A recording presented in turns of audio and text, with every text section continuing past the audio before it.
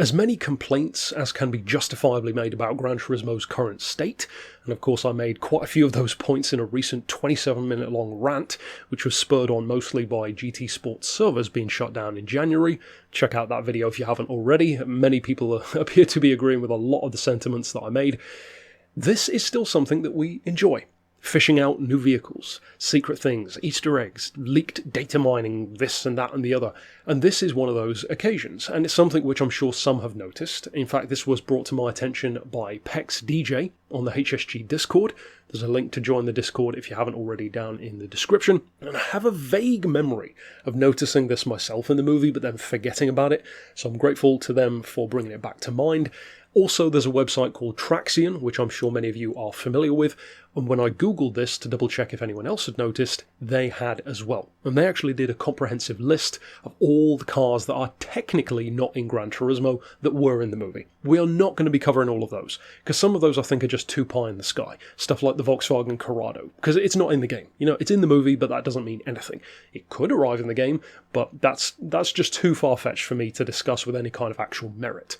The reason why I'm bringing up the Gran Turismo movie, though, is because there are two cars in the movie which are in the game. They are specifically rendered in Gran Turismo, which he is playing in the movie, and based on what we know, supposedly, about cars taking 6 months to create in Gran Turismo, something which I personally have a theory on, and has kind of been backed up by comments in the past from people who have been involved in game development, who have said it categorically does not take 6 months to 3D render a car in a game.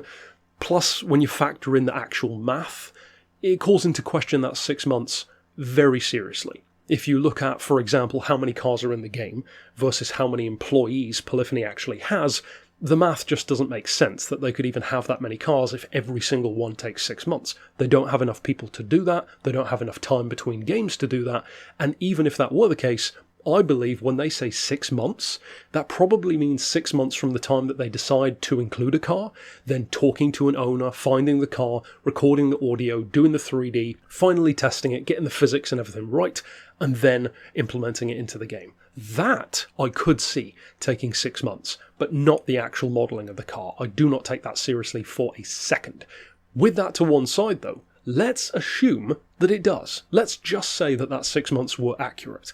Well, in that case, do you really think that the Polyphony of 2023, in their current state, with their current, objectives, would put that kind of time into rendering a car into the game for a movie for a split-second scene that some people may not even see? I don't believe that for a second. So the fact that these vehicles, two in particular, are in the game, I think gives them a lot more credence. I know this is a ton of build-up, but it's important stuff to back up what we're getting into. The two vehicles in question are the one which was brought up to me by Pex DJ, which is the Aston Martin Vantage GT12. You see it briefly from the back. I'll include a freeze frame they actually sent to me. It shows off the vehicle pretty perfectly in the game. And the other one from Traxion is a current spec Porsche 911 Cup. Now, some people will roll their eyes at the inclusion of yet another 911. I would actually be welcoming to that, to be honest, because although we have 911s, the majority of them are road cars. And speaking personally from past experiences, mostly in Forza, the 911 Cup cars in that one-make style racing is really fun to do. In fact, sometimes I find it more fun than the full-on wide-body, GT class stuff. That lower-level one-make racing, stripped-out cage, lowered 911 series has a lot of fun. And in a funny kind of way, it kind of is a throwback to some of the older Gran Turismo games, where you'd have stuff like the Beetle Cup car, the Lupo, the MMR Micra. Those were fun little cars that most players didn't use, but for those who wanted to, you can have some great racing with friends in one-make racing style stuff. So that one to me I think is cool. Easily the star of the show here, though, is that Aston. Because Aston Martin, although a very strong brand in terms of choosing cars both for road and racing, they don't really have that strong of a showing in Gran Turismo. There are some key models, but it feels like the obvious choices. Stuff like the Vulcan, which is fine at best. The most notable one being, of course, the Valkyrie, which is an absolute monster, but that's about it. The rest of their stuff is okay. You certainly don't need to sign with Aston Martin to win sport mode events. I would not say that they're the strongest all-round of Group 3 or Group 4 choices, and their road cars are mostly fine at best, which is why the Valkyrie stands out so much, which is a shame because they have so many great quirky cars, and some of them are really good.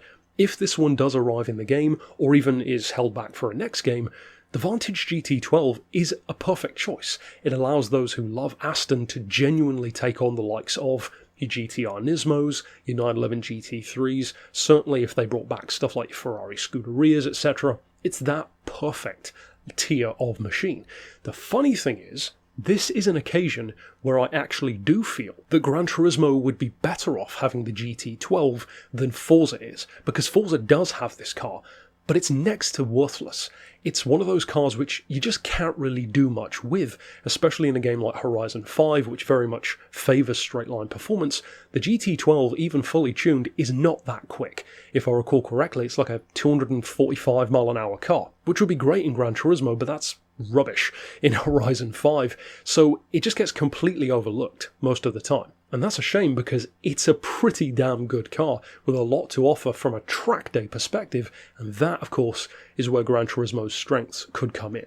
This could be a genuine weapon were it to arrive in the game. I do not buy for a second that these were only rendered for the sake of a cutscene.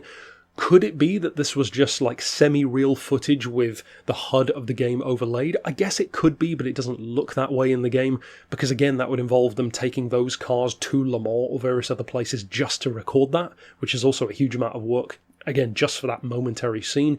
So to me, this gives them a whole lot more credence than most predictions lists, even including my own, because many of mine are just based on hunches, and the ones that are based on actual, data mining, leaks, etc., I always give you, the proof of that.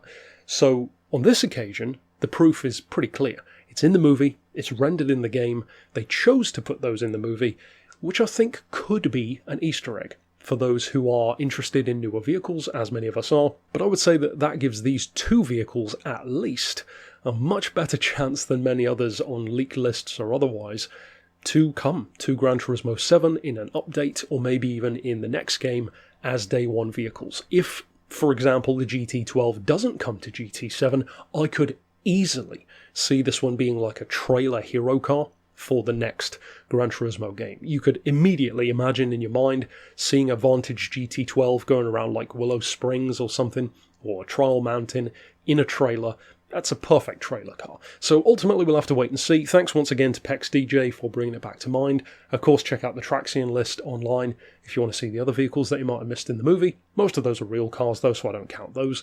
And of course I keep bringing this up, but very soon on the channel I promise I am doing that long list, it may even be the next video, we'll see, of vehicles which I believe could well come to the game based on some existing teasers which we have. So stick around for that. Of course I'll see you next time, and thanks for watching.